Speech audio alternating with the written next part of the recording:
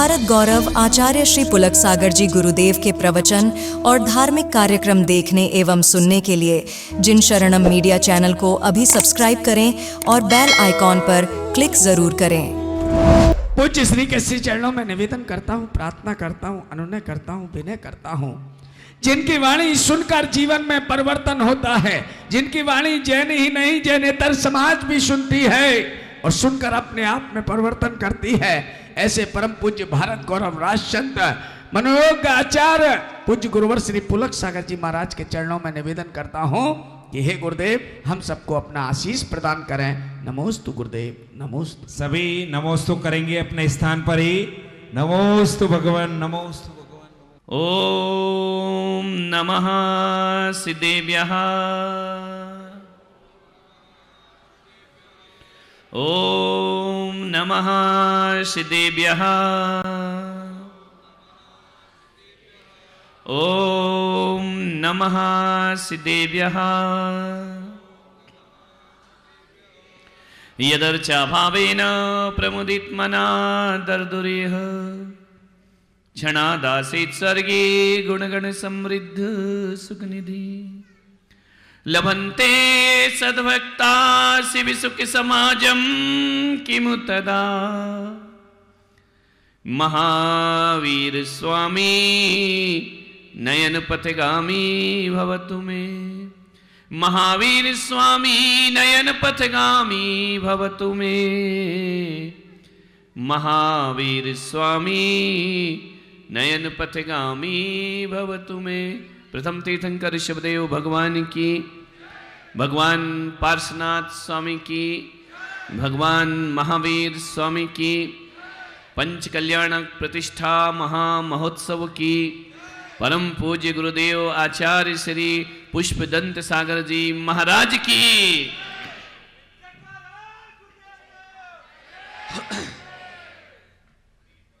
Hello, बोलिए परम पूज्य भारत गौरव मनोज्ञ आचार्य पुलक सागर जी गुरुदेव की। प्यारी प्यारी भव्य आत्माओं, नागफणी तीर्थ क्षेत्र पर पंच कल्याणक प्रतिष्ठा महोत्सव चल रहा है। किसी शहर विशेष में प्रतिष्ठा हो तो श्रोता वही रहते हैं, लेकिन तीर्थ पर प्रतिष्ठा हो तो नए नए श्रोता रोज बदल बदल कर आते हैं। कल कुछ और थे, आज कुछ और है।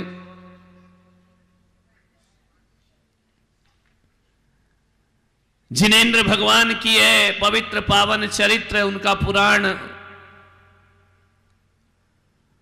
उनकी मोक्ष की यात्रा, उनकी अंतस की यात्रा, कैसे एक पाषाण भगवान बनता है,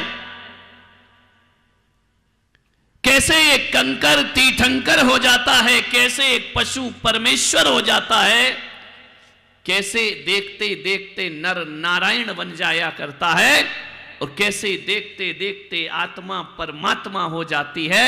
इसकी प्रयोगशाला यदि कोई है तो पंच कल्याणक प्रतिष्ठा महोत्सव हुआ करते हैं, जहां हम सुना नहीं करते हैं, देखा भी करते हैं। ध्यान रखिए, ये वैभव, दुनिया में हजारों मत हैं, हजारों संप्रदाय हैं, हजारों तरह के विचार हैं, हजारों तरह की सोच है,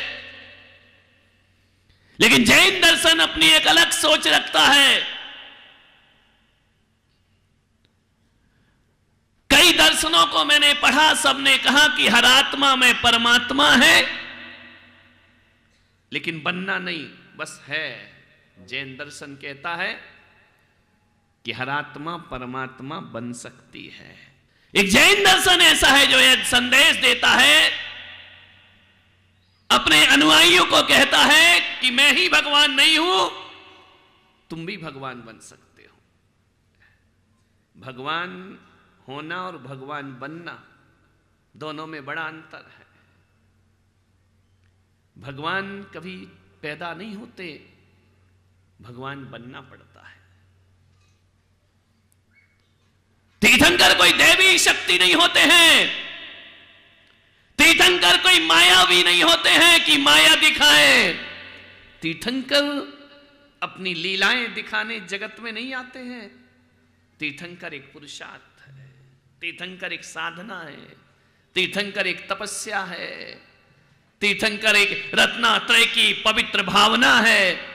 तीर्थंकर आशीर्वाद से नहीं बनते हैं, तीर्थंकर पुरुषार्थ से बना करते हैं। तीर्थंकर प्रसाद में नहीं मिलते हैं, तीर्थंकर पुरुषार्थ से प्राप्त हुआ करते हैं। यह श्रवण संस्कृति है, यह श्रवणों का धर्म है। श्रवण संस्कृति का अर्थ जानते हो कि जहां जो कुछ भी मिलेगा वो श्रम साध्य हुआ करता है, श्रम से ही वस्तु की प्राप्ति होगी। वरदान में यहां किसी को कुछ प्राप्त नहीं हुआ करता है। तीर्थंकर कहते हैं कि यदि सतपथ पर चलो तो तुम भी तीर्थंकर के पद को प्राप्त कर सकते हो। ध्यान रखिए, तुम भी भगवत्ता को प्राप्त कर सकते हो। हमारे यहाँ ये नहीं कहा है कि भगवान 24 ही हुआ करते हैं, भगवान अनंत हुआ करते हैं, अनंतानंत हुआ करते हैं। और ध्यान रखना, एक व्यक्ति ने मुझसे पूछा कि जैन कौन होता है? जो जैन कुल में जन्म लेता है वो जैन होता है? जो जैन समाज में पैदा होता है क्या वो जैन होता है? मैंने कहा नहीं, जैन वो नहीं होता जो जैन समाज में पैदा होता है। मैं पुलक सागर तो इतना कहता हूं कि जैन वो होता है। एक व्यक्ति ने मुझसे पूछा कि जैन कौन है? मैंने कहा जिसके भीतर मोक्ष जाने की भावना जागृत हो गई वो जैन हुआ करता है। निर्वाण की यात्रा जागृत हो गई वो जैन हुआ करता है। एक ने पूछा कि महाराज जैन धर्म कब से है और कब तक रहेगा? मैं प्राचीनता इतिहास पर नहीं जाऊंगा। मैंने कहा कि जिस दिन इस धरती के पूरे ब्रह्मांड के कोने में जिस दिन किसी को मोक्ष जाने की भावना जग जाती है तब से जैन धर्म शुरू होता है। और जब तक मोक्ष जाते रहेंगे तब तक जैन धर्म जिंदा रहेगा। ध्यान रखिए, जैन धर्म शाश्वत रहेगा। राजनीति से जुड़े हुए लोग भी बैठे हैं। मेरे आत्मीय ताराचंद जी भगोरा, 2008 से मेरा उनका परिचय है और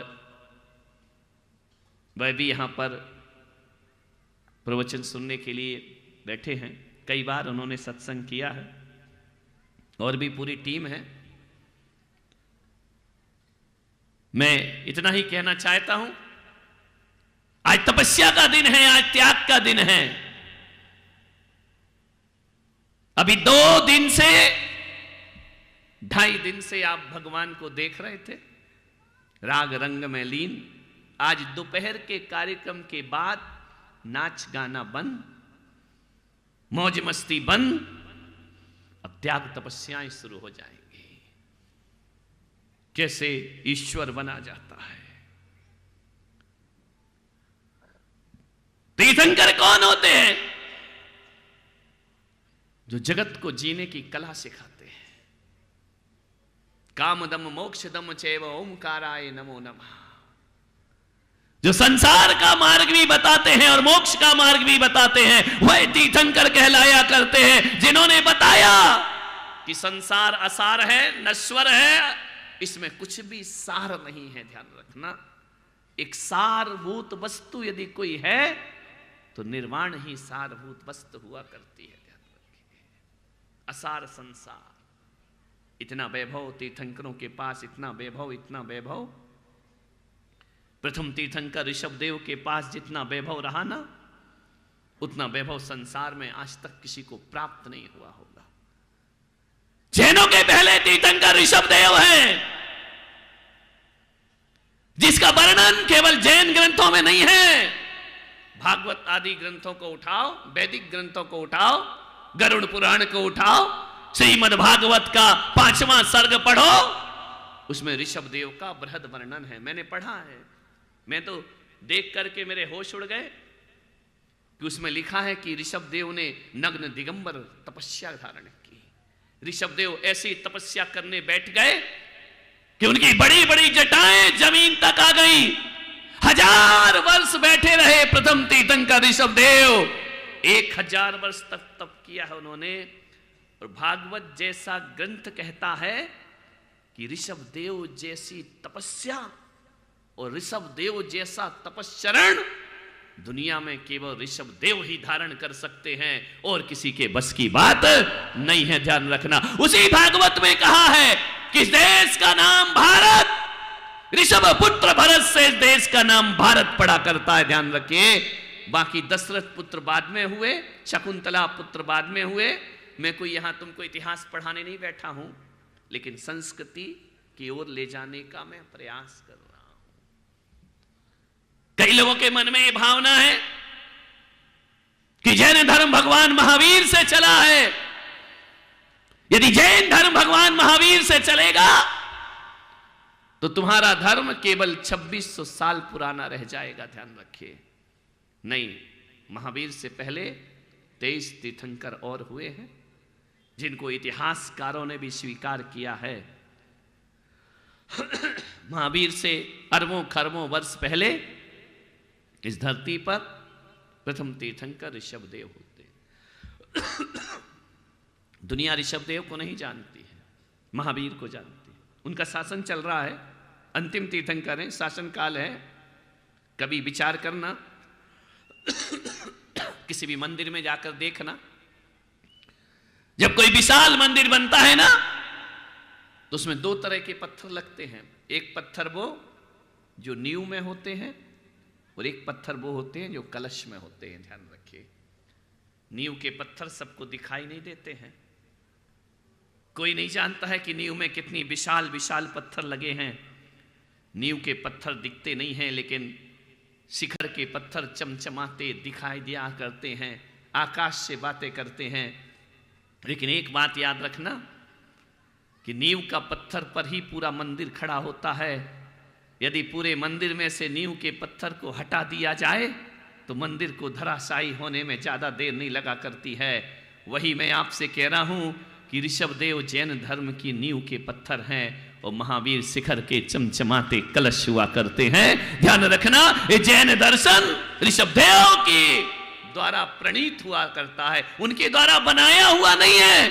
24 तीर्थंकर पहले भी हो चुके हैं। हर काल में, हर सतयुग में, हर चतुर्थ काल में 24 ही का जन्म होगा, ध्यान रखना। मान्यवर, कैसे होते हैं वो तीर्थंकर? आप तरे पर तारही, खुद तरते हैं, दूसरों को भी तार देते हैं।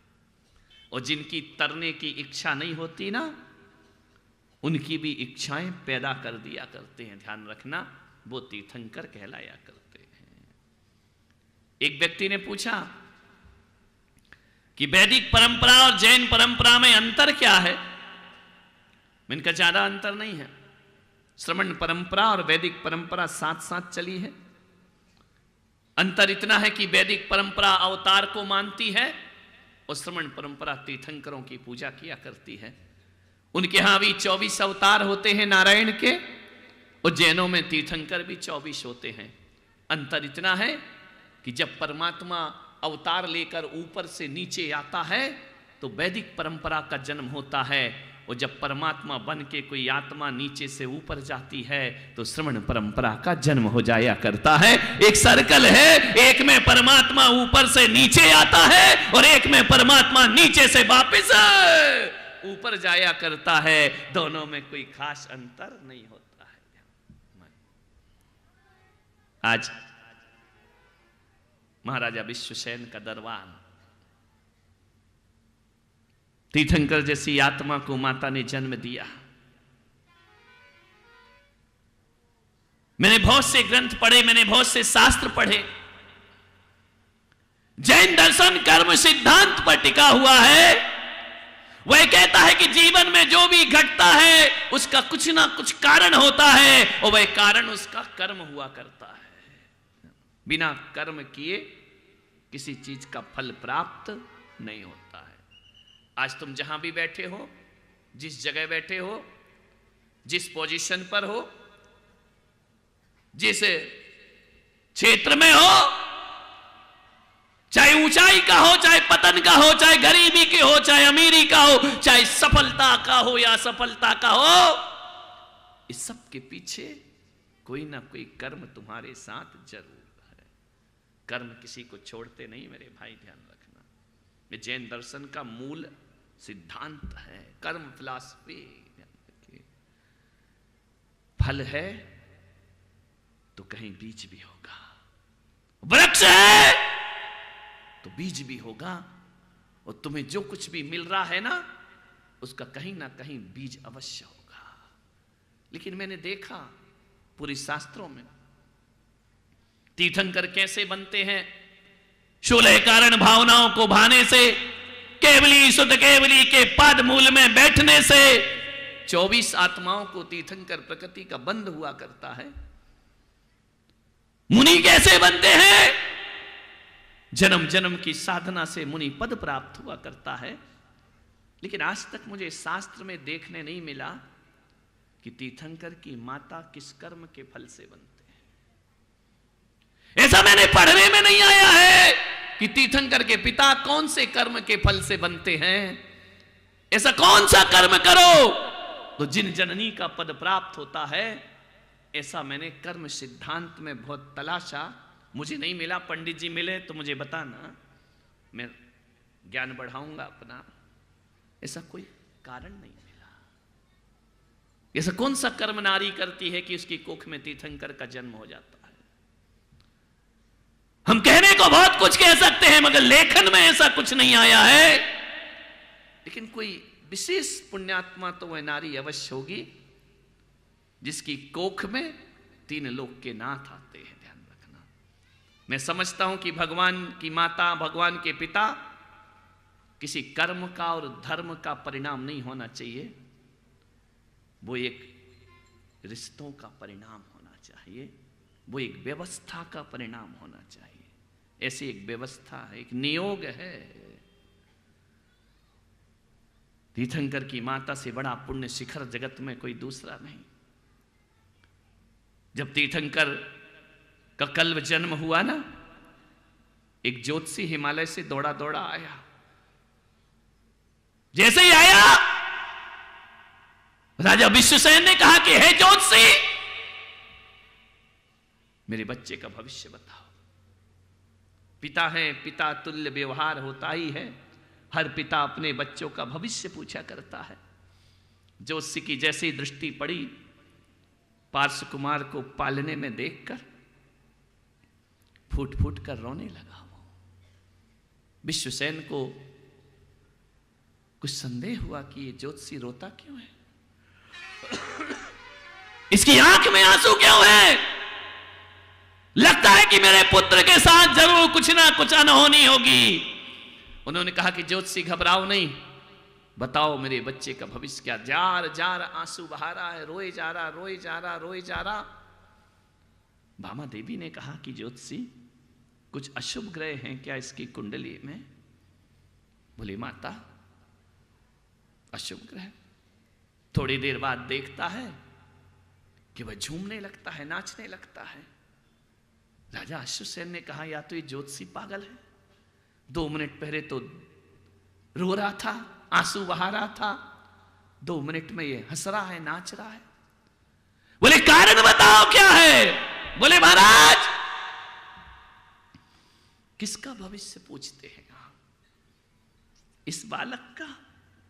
ये बालक नहीं है महाराज, जो सारे जगत का भविष्य लिखेगा, उसका भविष्य कौन ज्योतिषी बता सकता है।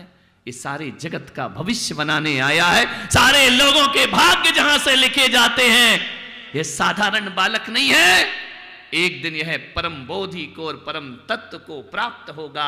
यह बालक उन जन सामान्य के बालकों में नहीं है, एक दिन यह परमात्मा बनकर दुनिया से। राजा विश्वसेन ने कहा मेरा पुत्र परमात्मा होगा।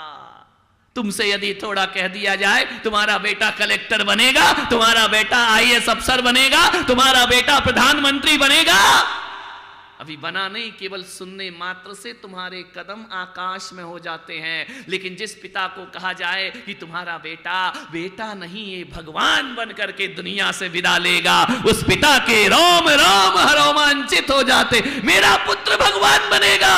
हाँ महाराज, ये भगवान बनने के लिए अवतरित हुआ है। तो ज्योतिषी, तुम रोए क्यों? ये तो हर्ष की बात थी, आनंद की बात थी। ज्योतिषी ने कहा कि इसलिए रोया महाराज, कि मेरी आयु कम है, तुम्हारे पुत्र की ज्यादा है। जिस दिन ये भगवान बनेगा ना, उस दिन ये अभागा ज्योतिषी अपनी आंखों से इसे देख नहीं पाएगा। ये सोचकर मेरे आंखों से अश्रु की धारा बह रही है। ऐसा सौभाग्य मुझे प्राप्त नहीं हो पाएगा। मैं इसका भगवान बनने का भविष्य तो देख रहा हूं, लेकिन मैं इसे भगवान बनते देख नहीं पाऊंगा। ये मेरा दुर्भाग्य होगा जीवन का सबसे बड़ा। मैं कहता हूं जो भोजन में लगे, नाश्ता में लगे, घूम रहे ना यहां वहां, दुर्भागी लोग हैं, ध्यान रखना। अरे पुण्यात्मा तो वो हैं जो तमाम आकर्षणों को छोड़कर, अपने तमाम भौतिकताओं को छोड़कर भगवान के चरित्र को यहां देख रहे हैं। वह सौभाग्यशाली। अपने सौभाग्य पे तालियां बजाओ जरा ढंग से। खाने पीने को थोड़ी आए हो, ध्यान रखना। सौभाग्य है भगवान की महिमा को सुनो, भगवान की धन्यता को सुनो। जोशी कहता है मैं अभागा हूं, मैं इसे भगवान बनते हुए अपनी आंखों से नहीं देख पाऊंगा। आज यात्रा शुरू होगी, चले आ रहे हैं लोग झुंड के झुंड। मुझसे कह रहे थे कि आज तो हमारे राजन जी आए थे, बड़े राजन, आज तो शादियां हैं महाराज, पंडाल में कोई नहीं आएगा। मैं भी मजे ले लेता हूं कि आई तुम तो रहोगे ना, तुम तो सुनोगे मेरा प्रवचन, क्यों नहीं आएंगे? आएंगे लोग, जाएंगे कहां? ध्यान रखना, कहां जाएंगे? मान्यवर, अब मोही समझ परी हनुमंता कि हरि कृपा बिन मिल ही न संता। ध्यान रखना, ये मत सोचना कि बिच्छीवाड़ा समाज ने बुलाया इसलिए लोग यहां पर आए हैं। नहीं, ये तो नागफणी पारसनाथ वाले बाबा ने बुलाया। सब उनके भक्त यहां पर बैठे हुए हैं, उनके आराधक उपासक यहां पर बैठे हुए हैं। सोचना है। बालक ज्योतिषी ने कहा कि महाराज मुझे एक बात पर और हंसी आती है। वो इस बालक पर हंसी आ रही है। विश्वसेन ने कहा कि अब किस बात की हंसी है? बोले ऐसा लगता है कि इस बालक से मेरी नजर हटना नहीं चाहिए। ऐसा आकर्षण, ऐसा सम्मोहन पार्स कुमार का, नजर हटाने को मन नहीं करता है, निगाहें फेरने को मन नहीं करता है। लेकिन इसकी लीलाएं देखकर मुझे आश्चर्य होता है कि जो तीन लोक का नाथ है, जगत का पिता है, कितनी कोमलता और कितनी करुणा इस बालक के अंदर मौजूद है। कैसा विशाल हृदय इस बालक का है। छोटा सा बालक पालने में पड़ा, सारी दुनिया जिसकी गोद में झूला करती है, ये बालक आप जैसे साधारण इंसान को अपने माता पिता का सौभाग्य प्रदान करता है। इतना बड़ा साहस कोई तीर्थंकर जैसी आत्मा ही जगत में, इतना महान पुरुष आप जैसे साधारण व्यक्ति को माता पिता का दर्जा दे रहा है। मान्यवर, मैं आपसे निवेदन करता हूं बड़ी विनम्रता के साथ। जोशी ने कहा कि धन्य है राजा अश्वसेन, तीर्थंकर जैसी आत्मा को आपने जन्म दिया। मैं यहां बैठे हुए युवाओं से भी, वो जो टीवी के माध्यम से मुझे देख रहे हैं, उनसे भी आग्रह करता हूं, बेटियों से आग्रह करता हूं, बेटों से आग्रह करता हूं कि तीर्थंकर के वंश में पैदा हुए, उनके कुल में उत्पन्न हुए हो तो अपना जीवन ऐसा जीना, ऐसा जीना, ऐसा जीना, ऐसा जीना कि तुम्हारे पिता को देखकर कोई कह सके उनका मिलने वाला कि बताओ सेठ, तुमने कौन सा पुण्य किया था जो ऐसे बेटे को तुमने जन्म दिया है। ध्यान, ये केवल पंच कल्याणक घूमने फिरने का स्थान नहीं है, मेला नहीं है। ऐसा जीवन जियो, ऐसा जीवन जियो कि तुम्हारे माता पिता का सर गर्व से ऊंचा उठ जाए। ऐसा जीवन मत जीना कि कोई तुमसे कहे किस नालायक को पैदा किया है, तुमने कौन से पाप किए थे अपने पिछले जन्म में जो ऐसे निकृष्ट औलाद को जन्म दिया। तुम्हारे चरित्र को देखकर तुम्हारे माँ बाप का मस्तक झुकना नहीं चाहिए। ऐसा चरित्र बनाओ कि उनका मस्तक गर्व से ऊपर उठ जाए। ध्यान रखना है। मैं माता पिता को भी कहूंगा, अपने बच्चों को बहुत कुछ बनाना चाहते हो ना, पूना भेज दो पढ़ने, बेंगलोर भेज दो पढ़ने, दूर दूर शहरों में पढ़ने, विदेश भेज दो पढ़ने। मैं आज इस जैन समाज से आग्रह करता हूं, तुम किस समाज में पैदा हुए हो? वैश्य समाज में पैदा हुए ना। और वैश्यों का काम मालूम है क्या है? वैश्यों का काम नौकरी करना नहीं, वैश्यों का काम व्यापार करना हुआ करता है। ध्यान रखिए, इस नौकरी ने घर छुड़ाया है। ये नौकरी मां बाप को अकेला रखती है बुढ़ापे में। आपका बेटा बाहर जाता है, पढ़ता है, लिखता है, वहीं सेट हो जाता है उसका जॉब, वहीं शादी हो जाती है। तुम जैसे थे वैसे ही रह जाते हो जिंदगी में। मैं तो एक निवेदन चाहता हूं कि भले छोटी से छोटी दुकान हो या बड़े से बड़ा माल हो, अपने बच्चों को आज इसके इस वातावरण में नौकरी से वंचित रखिए। उन्हें सेठ बनाने का प्रयास करिए, व्यापारी बनाने का प्रयास करिए, उन्हें ऐसा पुरुषार्थ करिए हमारे बच्चे व्यापार करें। जो जिस समाज के लिए है, क्षत्रियों का काम देश की रक्षा करना है, ब्राह्मणों का काम व्रतों को वारण करना है, और वैश्यों का काम व्यापार करना है। बूढ़े माँ बाप हो जाते हैं, बच्चे बाहर पढ़ते हैं, वही सेट हो जाते हैं, विदेश में ही रहने लगते हैं। माँ बाप को महीना भेज देते, इस महीने का खर्चे इससे जिंदगी काट लेना। बुढ़ापे में माँ बाप अकेले पड़े हुए हैं। और आप भी बड़े, बच्चा पैदा होता है, आप भी ख्वाब देखते हो मेरा बच्चा फॉरेन जाकर पढ़ेगा, मेरा बच्चा विदेश में जाकर पढ़ेगा। नहीं मेरे भाई, मैं पीड़ा बता रहा हूं आज के माँ बाप की। मेरे पास लोग आते हैं, कहते हैं कि महाराज बहुत बड़ा व्यापार जमाया मैंने, बड़ौदा में मेरा एक भक्त है, बहुत बड़ा व्यापार जमाया, बेटे को विदेश पढ़ने के लिए भेजा, बेटा वापस नहीं आना चाहता है। अब इस व्यापार का मैं क्या करूं? मेरी एक ही औलाद है। धीरे धीरे फैक्ट्रियां बंद कर रहा हूं मैं। मान्यवर, ये कैसा वातावरण हमारे देश में निर्मित हो रहा? बिच्छीवाड़ा का सोचता है कि उदयपुर जाके पढ़ो, उदयपुर का सोचता है अहमदाबाद जाकर पढ़ो, अहमदाबाद का सोचता है बंबई जाकर पढ़ो, बंबई का पूना जाना चाहता है, पूना वाला बेंगलोर जाना चाहता है। माँ बाप के पास कोई रहना नहीं चाहता है। बताओ, 5-5, 10-10 साल बेटा तुमसे दूर रहेगा, वो केवल इतना कागजों में लिखेगा, तुम उनके माँ बाप हो, संवेदनाएं खत्म हो जाएंगी, उसकी ध्यान रखना है। वो उसके तार तुमसे जुड़ नहीं पाएंगे। तुम्हारा और उसका रिश्ता केवल फीस का रिश्ता रहेगा, केवल खर्चों का रिश्ता रहेगा, पैसा भेजने का रिश्ता रहेगा। आत्मा के रिश्ते खत्म हो जाएंगे। ध्यान रखिए। गांव के बच्चे बाहर, हमारी गांव की बेटी गांव में शादी करना नहीं चाहती है।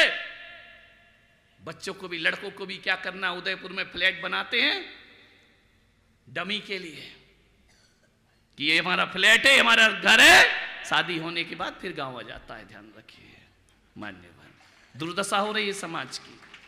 बेटियां विदेशों में बाहर जाना चाहती, गांव की बेटी गांव में नहीं रहना चाहती है। मैं दावे से कहता हूं, तुम तो गाड़ियों में और हवाई जहाजों में दुनिया घूमते हो ना, मैं नंगे बदन और नंगे पैर हिंदुस्तान की यात्रा करता हूं। ध्यान रखिए। एक एक गांव में जाता हूं, और आज मेरा अनुभव है कि जो संपन्नता आज भारत में गांव में है, वो संपन्नता शहरों में दिखाई नहीं दिया करती है। शहरों में बड़े मकान हैं, मानता हूं, शहरों में गाड़ियां हैं, कार हैं, लेकिन सब लोन पर खड़े हैं। और मेरे बिच्छीवाड़ा वाले ठोक कर मजबूती से अपने मकान बनाए। रुका हूं मैं कई घरों में। गांव को देखो मेरे भाई, शहरों में किराए का मकान ढूंढ रहे हैं। एक कोठारी जी बैठे हैं ना, बंबई जाके बस गए, 4-4 करोड़ में 3 BHK फ्लैट नहीं मिल रहे मेरे भाई। मैं इनका प्रसाद में रहते नगर सेठ कहलाते। ध्यान रखना, 4 करोड़ में तो ध्यान रखना। विचार करिए, शहर और गांव में क्या अंतर है? गांव में मकान दूर दूर होते हैं और शहरों में मकान पास पास होते हैं। अंतर बहुत बड़ा है कि गांव में मकान दूर होते हैं लेकिन मन पास होते हैं, और शहरों में मकान पास में होते हैं, मन दूर दूर हुआ करते हैं। मैं धन्यवाद देता हूं युवाओं को जो अपना गांव छोड़कर नहीं गए। मत जाओ, असली भारत हमारा गांव है। अब तो मुझे गांव में भी खपरेल वाले मकान दिखाई नहीं देते, ऐसे महल बने हुए हैं, ध्यान रखना। शहरों में किराए का मकान ढूंढ रहे हैं ताराचंद जी, शहरों में किराए का मकान ढूंढ रहे हैं।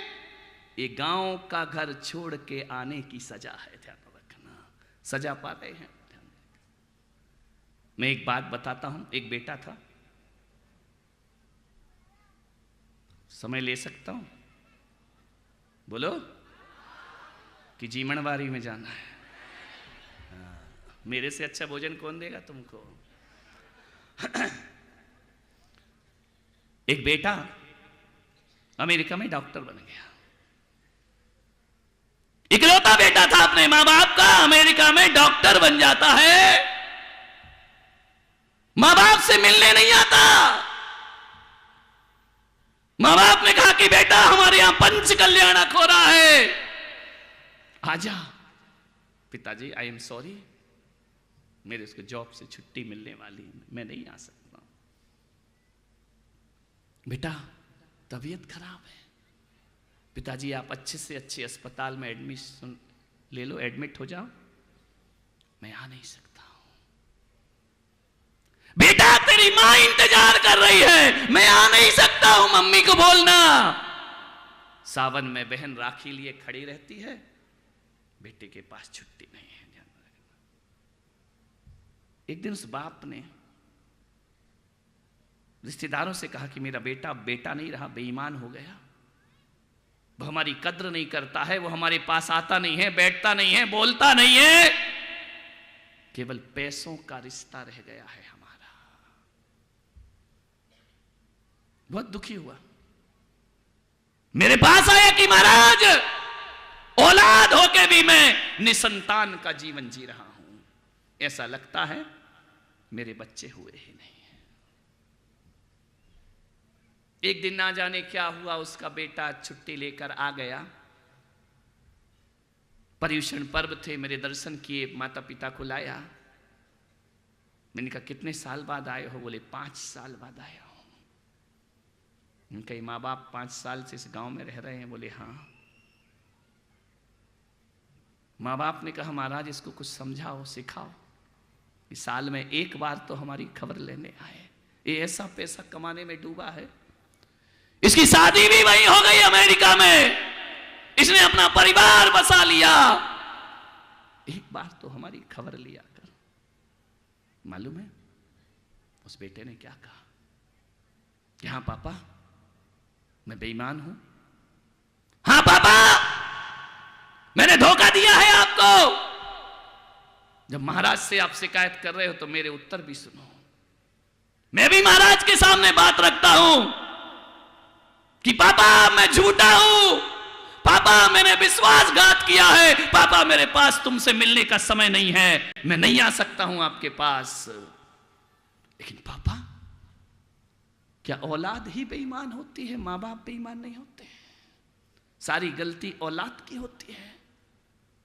बोले मालूम है पापा, जब मेरी छोटी उम्र थी ना, जब मैं पैदा हुआ था और जब से मैंने होश संभाला, मैंने एक ही चीज आपके मुंह से सुनी थी, मेरा बेटा डॉक्टर बनेगा, अमेरिका में जाकर पढ़ेगा, अच्छी सी अच्छी पढ़ाई करेगा, विदेशों में रहेगा।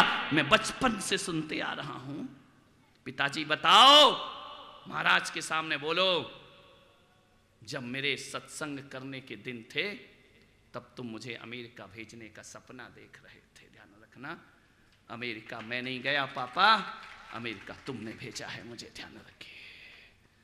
व्यवस्था आपने दी है, पैसे की व्यवस्था आपने की है, मेरा वीजा आपने बनवाया है, मेरा पासपोर्ट आपने बनवाया है। लेकिन जब कोई संत आते थे ना तो आप हाथ पकड़ के कहते थे बेटा पढ़ाई कर, पढ़ाई कर, साधु संतों के सत्संग में मत जा। और आज तुम्हारी जिंदगी तुम्हें साधुओं के बीच में लाकर बिठा दिया। मान्यवर, उस बेटे ने कहा कि महाराज बताओ गलत मैं हूं या मेरा बाप गलत है, बोलिए। मैं भी यहां बैठे हुए लोगों से कहता हूं, विदेश में बच्चे नहीं जाते हैं, तुम भेजा करते हो, ध्यान रखिए। और बुढ़ापे में फिर खून के आंसू बहाना पड़ते हैं, ध्यान रखना। मान्यवर, अकेले तुम खुद हुए हो, तुमने चुना है ये रास्ता, बच्चों ने नहीं चुना है। पूछता हूं मां बाप से कि बच्चे कहां है, ट्यूशन है, पढ़ाई का माहौल है, 1 घंटे के आधे घंटे के सत्संग में पढ़ाई तुम्हारी डिस्टर्ब हो जाती है। दिन भर ऐसा तो कोई नहीं होगा कि 24 घंटे किताब आंख से लगा कर बैठे। मान्यवर, ये हमारा हिंदुस्तान है, यहां सत्संग होता है, ध्यान रखिए। और एक हमारे पड़ोस हैं जहां सत्संग नहीं होता, कथाएं नहीं होती, संत नहीं होते। जहां संत और कथाएं नहीं होती है ना, वहां पड़ोस में आतंकवादी पैदा होते हैं, और जहां सत्संग होते हैं वहां संत पैदा हुआ करते हैं, ध्यान रखिए। हम संत पैदा हुए हैं। बच्चों इस संस्कृति से, बच्चों से निवेदन करूंगा, ऐसा जीवन मत जियो, ज्यादा विदेशों के ख्वाब मत देखो, तीर्थंकरों का चरित्र देखो। मेरा जैन धर्म विदेशों में नहीं पहुंचा। एक पत्रकार ने कहा बौद्ध धर्म पूरे विश्व का धर्म बन गया, ईसाई पूरे विश्व के हो गए, मुसलमान कंट्रियां बहुत हो गई, जैन धर्म क्यों नहीं पहुंचा? इनका नहीं पहुंचा। महात्मा बुद्ध विदेश पहुंच गए, ऐसे जगह पहुंच गए जहां फसलें नहीं होती थी, मांस भक्षण ही किया जाता था, फसल पैदा ही नहीं होती थी। तो महात्मा बुद्ध को अपने सिद्धांतों से समझौता करना पड़ा, और उन्होंने कहा कि मारकर नहीं मरे हुए का मांस खा सकते हैं। मेरे महावीर ने कहा कि जिस बुद्ध ने अहिंसा और करुणा का संदेश दिया, वहां पर कहा कि मरे हुए का खाओ तो दोष नहीं। मेरे महावीर ने कहा कि ऐसी जगह जाना नहीं, मारकर तो छोड़ो, जहां मरे हुए का भी खाते हैं, वहां मेरे जैन धर्म को जाने की कोई जरूरत नहीं है। आज उसका दुष्प्रभाव यह हुआ कि बौद्ध धर्म में मांसाहारियों की संख्या बढ़ गई, जैन धर्म आज भी शाकाहारी है। हम विदेशों में भले नहीं गए हों, ध्यान रखना, बौद्ध धर्म जड़ों से कट गया, डालियों पर पनप रहा है, और जैन धर्म की डालियां नहीं, जैन धर्म अपनी जड़ों में फल रहा है और फूल रहा है। नहीं जाना हमको विदेश। एक बोले महाराज आप बहुत अच्छा बोलते हो, अमेरिका जाओ, जापान जाओ, वहां प्रचार करो। मैंने कहा मैं धर्म प्रचारक नहीं हूं, मैं धर्म साधक हूं, और साधना के लिए विदेश जाने की कोई जरूरत नहीं। मैं यहां रहकर अपनी अहिंसा पहुंचा दूंगा, ध्यान रखना। सूर्य को प्रकाश देने के लिए धरती पे उतरने की जरूरत नहीं होती मेरे भाई, लाखों किलोमीटर दूर रहकर भी उजाला करता है। और मेरे महावीर सारी दुनिया में भले ना पहुंचे हों, लेकिन जियो और जीने दो का संदेश सारी दुनिया में प्रकाशित हो रहा है। उनका त्याग, उनका अपरिग्रह, उनका संदेश। बोले ऐसे कैसे हो रहा है? मैंने कहा नाम भले ना ले लोग, लेकिन अमेरिका कह रहा है ना परमाणु आविष्कार मत करो, मत करो, मत करो। कहा जा रहा है ना ज्यादा हथियार मत बनाओ, ये हथियार मत बनाओ, परमाणु आविष्कार मत करो। ये क्या है? ये मेरे महावीर की अहिंसा है। और क्या है ध्यान रखना, सारी दुनिया उस अहिंसा को स्वीकार रही है। अमेरिका में जो रेड सिग्नल लगा है ट्रैफिक में, किस लिए होता है रेड सिग्नल? एक्सीडेंट रोकने के लिए होता है या करने के लिए होता है? रोकने के लिए होता है ना। ट्रैफिक पुलिस के नियम काय के लिए होते हैं? हिंसा ना हो, ध्यान रखना। रेल में हलाल और हरी झंडी किस लिए होती है? हिंसा ना हो, ध्यान रखना। जहां जहां हिंसा ना हो यह बात रखी जाती है, वहां अहिंसा अवतार भगवान महावीर खड़े दिखाई दिया करते। हर जगह अहिंसा, जहां भी अहिंसा होगी वहां महावीर खड़े दिखाई देंगे, ध्यान रखना। क्या जरूरत है जाने की?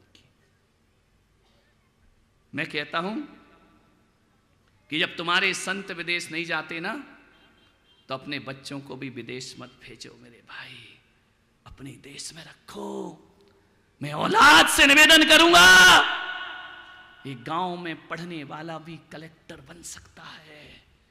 एक गांव में इमली के बीज बेच करके पढ़ाई करने वाला मिसाइल मैन अब्दुल कलाम बन करके खड़ा हो जाया करता है, देश का राष्ट्रपति बन जाता है। गांव में पढ़ा हुआ आदमी, ध्यान रखना, उसके पास कुछ नहीं था। KR नारायणन एक गांव में पढ़े हैं, फटे छिटे कपड़ों को पहनकर, और लाल बहादुर शास्त्री एक गांव में पढ़े हैं। कौन कहता है कि गांव में पढ़ने वाला ऊंचाइयों को प्राप्त नहीं करता है? ये गलत फहमियां दिल से निकाल दीजिए।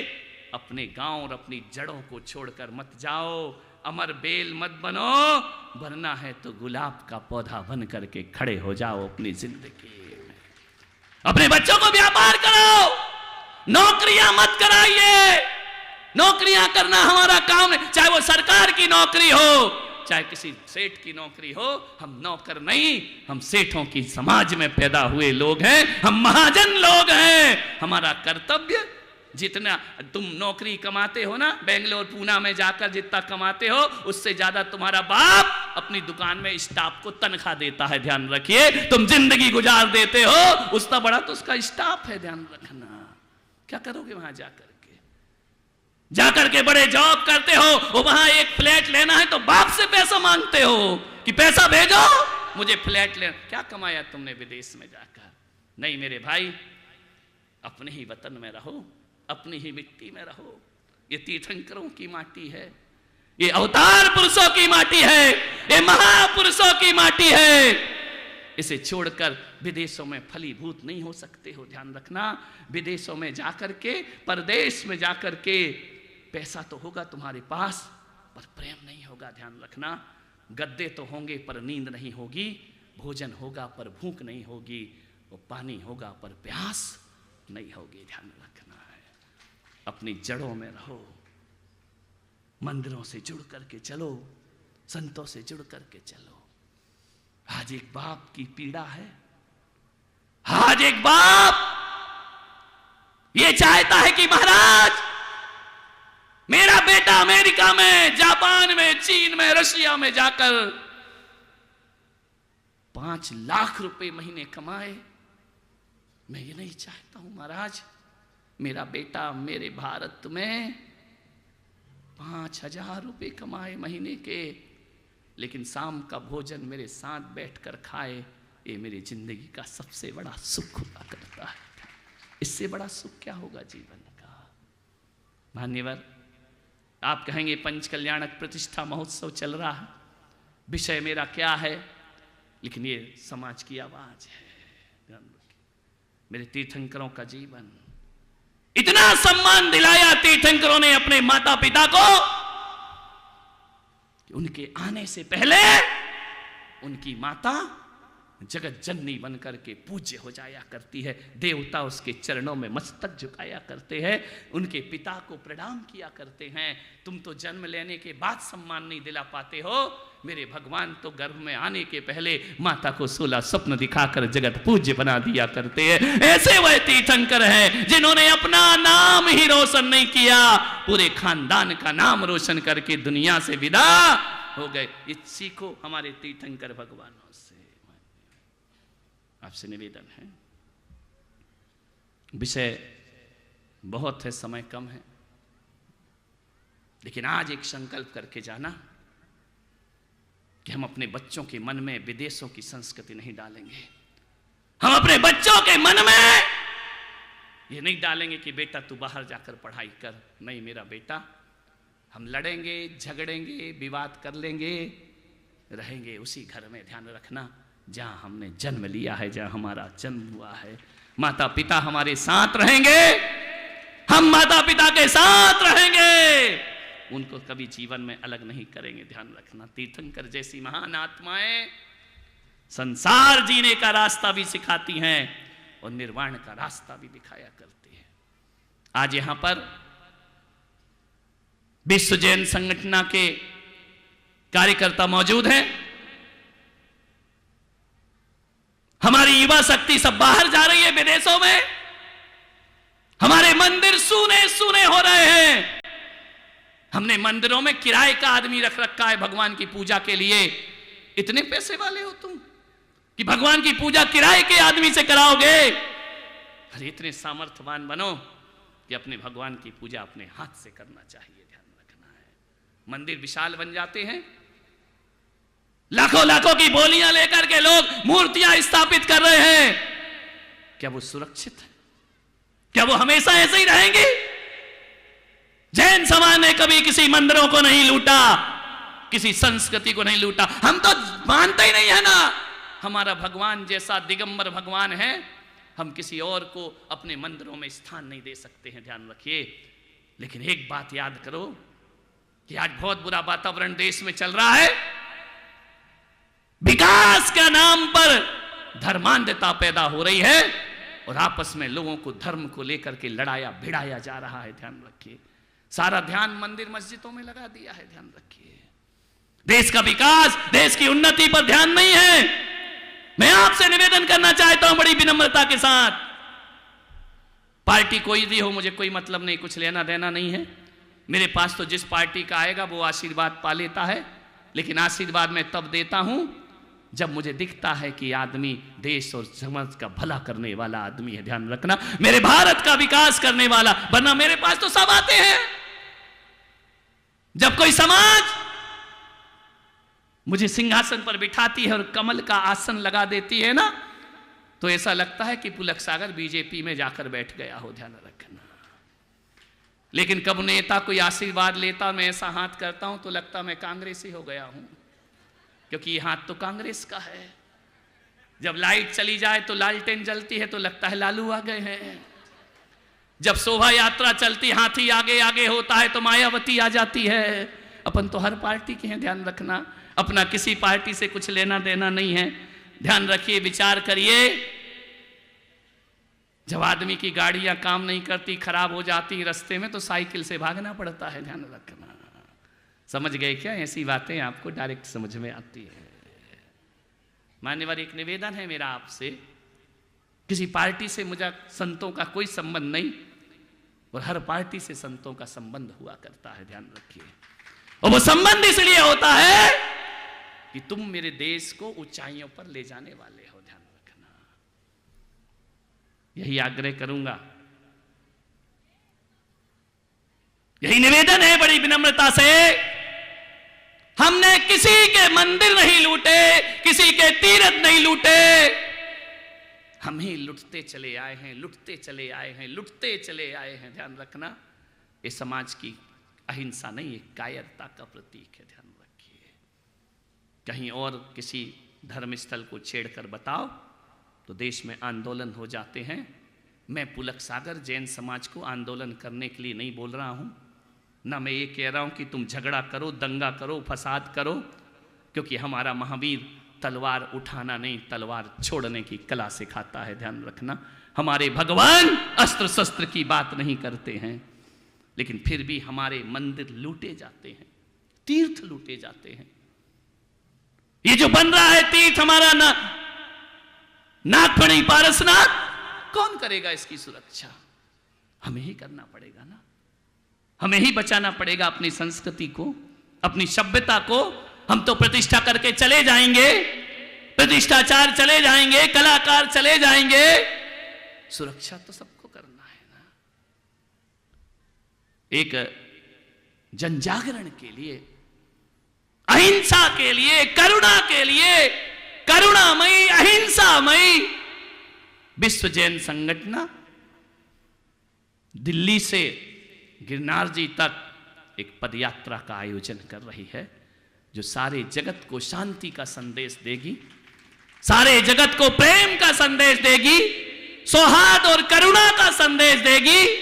कुछ दिन पहले संजय जी मेरे पास आए और उन्होंने कहा कि महाराज इस यात्रा के लिए हमें आशीर्वाद मिलना चाहिए। मैंने कहा दंगे फसाद नहीं करने का। बोले नहीं, अहिंसक रूप से हम चलेंगे, अहिंसा के रूप में हमारी यात्रा होगी। भरत भाई गांधी जो राजस्थान के हैं, वो अपनी टीम लेकर यहां पर आए हैं। यह गिरनार की यात्रा महामंगलमय यात्रा हो, और हमारे ही लिए नहीं, पूरे हिंदुस्तान की हर कौम और हर समाज के लिए यह यात्रा प्रेरणास्पद यात्रा बने, ध्यान रखना। मैंने ऋषभदेव में से, चतुर्मास में से 1,500 लोगों को गिरनार भेजा, ध्यान रखिए। क्यों? तुम्हारे तीर्थ पर तुम ही नहीं जाओगे ना। जब अपना घर खाली दिखता है तो पड़ोसी कब्जा करता है, ध्यान रखिए। मान्यवर, तीर्थों पर जाओ, बोलियां लेके कलश चढ़ाने से कुछ नहीं होता है। वहां पर पहुंचो, तुम जाओ, सूना घर तो चोरों का ही होता है ना, ध्यान रखिए। पहुंचिए वहां पर। 1,500 लोग मैंने भेजे और सब पदयात्रियों को मैंने, जितने भी तीर्थ यात्री गए थे, मैंने शपथ दिलाई थी कि हमें उनसे झगड़ा नहीं करना है, उनसे लड़ाई नहीं करना है, हमें अपने नेमिनाथ की वंदना करना है और लौटकर वापस आ जाना है, ध्यान रखना। लोगों ने हिंसा की ताकत को देखा है, लेकिन जैनी दुनिया को अहिंसा की ताकत दिखाना चाहते हैं, ध्यान रखना। करुणा की ताकत, दया की ताकत, प्रेम की ताकत। हमें किसी के मंदिर नहीं चाहिए। हम बस इतना कहते हैं, हमारे मंदिरों को ना लूटा जाए, ना छीना जाए, ध्यान रखना है। मान्यवर, हम अपनी संपदा की सुरक्षा करते हैं। भारत सरकार से भी कहता हूं कि जैनों को किसी का मंदिर नहीं चाहिए। तुम्हारे यहाँ करोड़ों अरबों का भी फंड आते रहे, हमें कुछ लेना देना नहीं है। हमारी समाज ने कभी किसी के आगे हाथ नहीं फैलाया।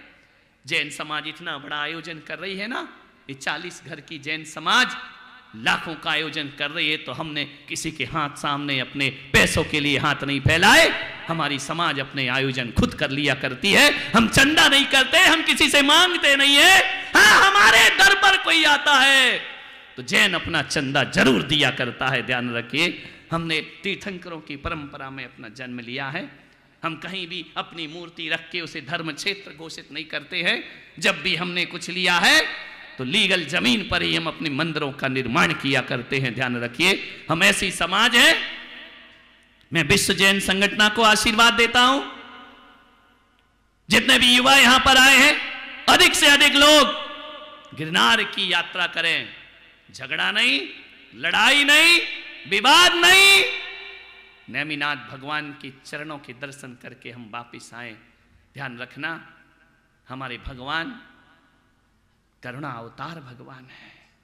लड़ झगड़ के हम किसी से अपने भगवान भी नहीं लेते हैं, लेकिन बिना लड़े हम अपने भगवान की वंदना जरूर कर सकते हैं, ध्यान रखिए। मान्यवर, हम क्यों लूटेंगे किसी को?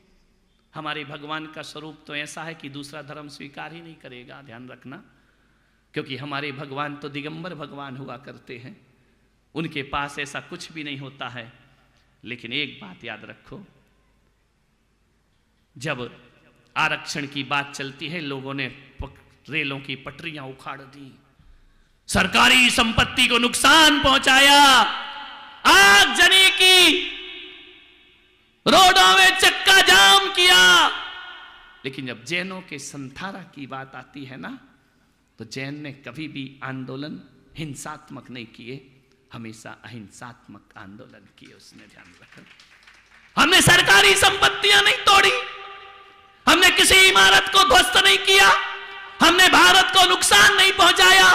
पूरे देश का जैन समाज मौन जुलूस निकालता है, और जो फैसले हजारों वर्ष, 100 साल, 50 साल नहीं होते, फैसला हमारे मौन जुलूस वालों का 10 दिन में फैसला आ जाता है कि संथारा जायज है और संथारा करना चाहिए, ध्यान रखना। हमने जब भी कोई मांग रखी, अहिंसात्मक तरीके से रखी। अहिंसा मौन होती है, लेकिन आवाज में बहुत दम हुआ करती है, ध्यान रखना। तो ऐसी अहिंसा रैली, पदयात्रा, लाखों लोग देश के जुड़ना चाहिए उस पदयात्रा से। आगरा होते हुए पदयात्रा दिल्ली से आगरा चलते हुए गुजरात तक पहुंचेगी, गिरनार तक। और जिस दिन भगवान नेमिनाथ का निर्वाण महोत्सव होगा, अखिल जैन समाज अपना निर्वाण लाडू 5वीं टॉप पर जाकर समर्पित करेगा, ध्यान रखना। हम बचाएंगे अपनी संस्कृति को, अपने धर्म को। मान्यवर, पंडित जी भी देख रहे हैं कि अब हो गया शंखनाद। दोपहर में भगवान का वैराग्य प्रसंग आप सब देखें। अधिक से अधिक समय पंडाल में देने का प्रयास करें, बाहर का नहीं। खाना तो घर में भी था ना, नाश्ता तो घर में भी था, पानी तो घर में भी था, वही छोड़कर तो तुम यहाँ आए हो। किस लिए आए हो जो तुम्हारे घर में नहीं था? तुम्हारे घर में तीर्थंकरों का चरित्र नहीं था, वह देखने के लिए आप यहाँ पर उपस्थित हुए हैं। उसमें अधिक से अधिक चित्तवृत्तियों को समर्पित करें, मन को समर्पित करें, जीवन सार्थक और सफल होगा। बस एक ही आवाज़ है कि माँ बाप हों या बच्चे हों, बस एक ही संकल्प कर लेना, हम अपना वतन छोड़कर कहीं नहीं जाएंगे, हम अपना गांव छोड़कर कहीं नहीं जाएंगे, हम अपना देश छोड़कर कहीं नहीं जाएंगे। और बेटियों से भी कहूँ कि यदि अच्छे आचरण और चरित्र वाला लड़का गांव में मिले ना, तो बेहिचक शादी करना। वो दारू पीने वाला शहर में करोड़पति मिले तो रिश्ता ठुकरा देना, ध्यान रखिए। उस घर में तुम्हें कोई सुख शांति मिलने वाली नहीं है। गाँव को स्वर्ग बनाओ। मैं ये नहीं कहता हूं कि शहरों में जाकर रहो, हर गांव के हर समाज के व्यक्ति से कहूंगा, शहरों में जाने की होड़ मत लगाओ, गांव को शहर बनाकर दिखाओ, तो समझूंगा तुमने जीवन में कोई क्रांति की है। अपने गांव को शहर जैसा वातावरण बना दो, स्वच्छ भारत बना दो, पवित्र भारत बना दो। एक एक गांव ऐसा बना दो कि स्वर्ग की ऊंची ऊंची इमारतें गांव के घरों को देखकर शर्मिंदा हो जाएं। मेरे भाई ध्यान रखिए, ऐसे गांव का हम निर्माण करें। आप सबने सुना, अनुग्रहित हूं। दोपहर को 3 बजे 2:30 बजे यहाँ पर सभाएं शुरू हो जाएंगी, राज दरबार होगा, युवराज पद मिलेगा पार्श कुमार को, बालक बड़े होंगे, अभी बाल क्रीड़ा होगी, उसके बाद यहाँ दीक्षाओं का कार्यक्रम, भगवान की दीक्षा के दृश्य यहाँ पर दिखाए जाएंगे, वैराग्यवर्धक दृश्य होंगे। आपस में उपस्थित हो, आप सबने सुना, अनुग्रहित हो। जय। बोलिए परम पूज्य भारत गौरव राष्ट्र संत मनोज्ञ आचार्य पुलक सागर जी गुरुदेव की। गुरुदेव ने 3 बार कहा कि प्रवचन में मुझे विषय दूसरा लेना था, लेकिन हे गुरुदेव, आज की जो ज्वलंत समस्या है, यदि हम केवल सिद्धांतों की बात करेंगे तो ये ज्वलंत समस्या, इन पर कौन प्रकाश डालेगा? यहाँ अभी गुरुदेव ने यही कहा, अरे विराजे, अभी खड़ा नहीं होना है किसी को भी, 2 मिनट रुक जाइए, 2 मिनट। यहाँ हमारी आवश्यक जो कार्य हैं वो होंगे, उसके बाद मंच पर प्रवेश करेंगे कोई भी। भगोरा जी का स्वागत हो चुका है, हाँ जी, है ना। मैं आशीर्वाद यहीं से प्रदान करता हूँ समस्त राजनेताओं को कि आप देश को, समाज को मजबूत बनाएं। मेरा आशीर्वाद हमेशा आपके साथ रहेगा। 2 मिनट सबको बुला रहे हैं ना, मैं अभी बैठा हूँ, ज़्यादा टेंशन नहीं ले। हाँ, गुरुदेव ने यही बात कही कि हम पाश्चात्य की ओर दौड़ रहे हैं और वो भारतीय संस्कृति की ओर दौड़ रहे हैं। यहाँ एक बात आती है, बचपन में पाला आया ने, क्या जान सकेंगे माता को, यौवन में आकर वही बालक माता को पाले माया से। यही स्थिति आ रही है। और जो गुरुदेव ने पहला विषय लिया, दूसरा विषय लिया, विदेशों में मैं धर्म प्रचारक नहीं हूं, लेकिन ये वो संत हैं जिनके मंगलमय आशीर्वाद से वर्ष, अभी रुक जाओ, ऐसे तो सब गड़बड़ होगा, मेरे आगे एक निर्धारण भी करना है अभी। देखिए, थोड़ा क्षमा करें आप, क्योंकि यहाँ पंच कल्याणक प्रतिष्ठा महोत्सव है। पूज्य गुरुदेव कितने वात्सल्यमयी हैं कि कल हमारे मूल शिखर, उस पर कलश ध्वजादंड आरोहण, उसका जो सौभाग्य था वह भी कल यहाँ किया गया। और यहाँ मंच पर एक ध्यान दें, देखिए, आचार्य भगवंत और प्रतिष्ठाचार्य की बिना सहमति माइक भी नहीं लें। हाँ, यहाँ एक निर्धारण अभी किया जाएगा, एक मंगल कलश जो यहाँ वेदी पर स्थापित होगा। आज से, अभी गुरुदेव ने कहा, आध्यात्म की ओर आज तप कल्याणक के संस्कार होंगे और यह मंगल कलश उस परिवार को इस प्रतिष्ठा विधि के पश्चात 15 तारीख को प्रदान किया जाएगा। और आज की इस शोभा यात्रा में वो ये मंगल कलश लेकर चलेंगे। यह मंगल कलश है जो यहाँ वेदी पर स्थापित किया जाएगा।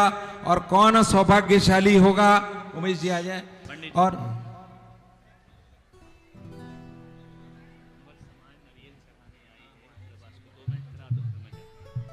यहाँ उसका भी निर्धारण होगा।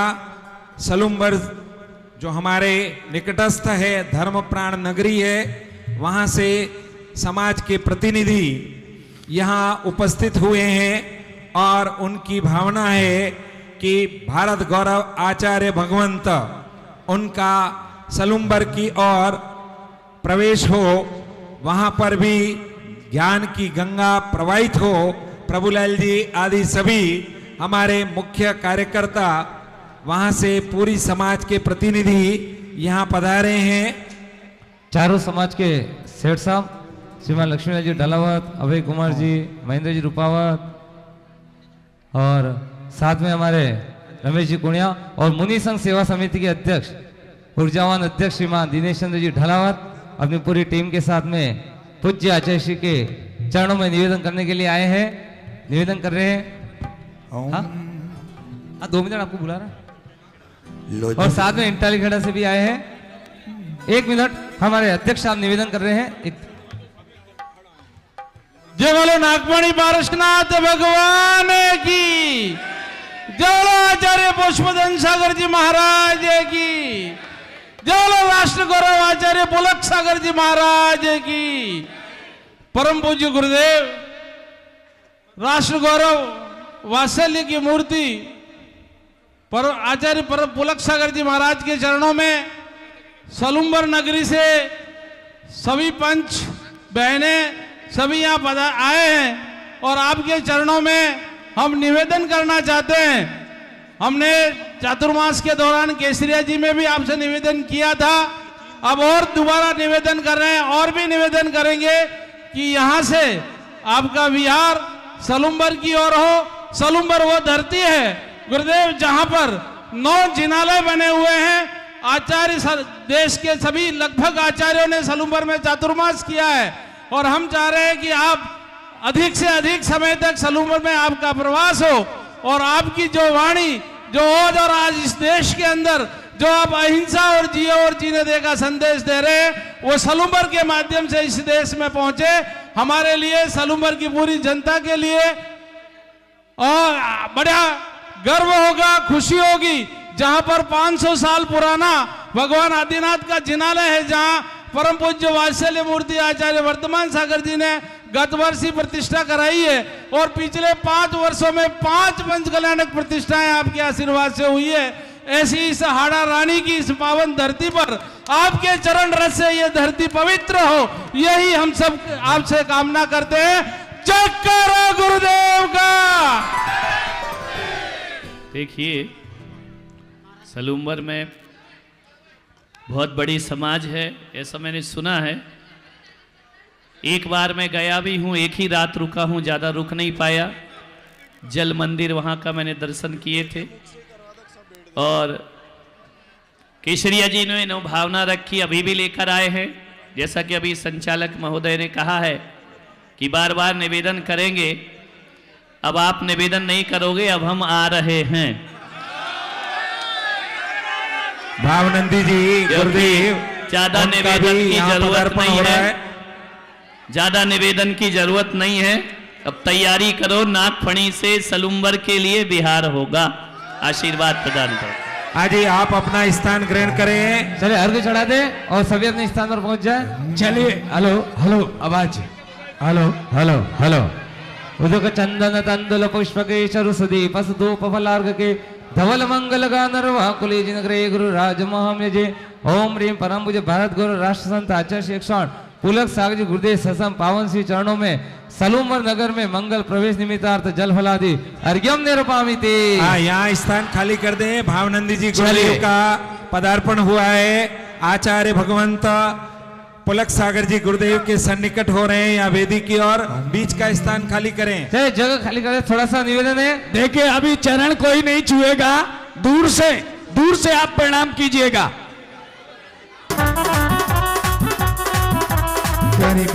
दोनों हाथ जुड़े हुए ऊपर उठाइए, उठाइए दोनों हाथ और तालियां।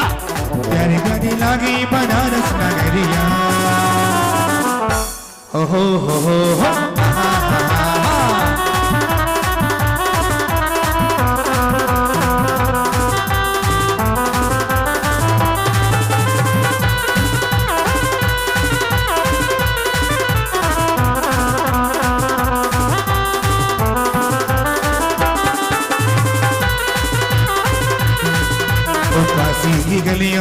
हंसते खेलते, सखाओं के संग में प्रभु जी खेलते, काशी की गलियों में हंसते खेलते, सखाओं के संग में प्रभु जी खेलते। फूल से भी मेरे घर आया प्रभु जी, फूल से भी मेरे घर आया करो जी कभी, फूल से भी। और एक मिनट, सचिन रानी इधर आओ, कुबेर इंद्राणी इधर आओ, यज्ञ नायिका इधर आओ, और भगवान की माता वहीं रहेंगी, दोनों सब इधर आ जाओ इधर। हाँ, ये इंद्रों का उत्सव है अभी, और इंद्र लोग उत्सव मना रहे हैं और कह रहे हैं क्या? और सौण का महीना आया, सौण का महीना है, सौण का महीना आया है, सौण का महीना, सौण का महीना है, सौण का महीना यार, सौण का महीना है।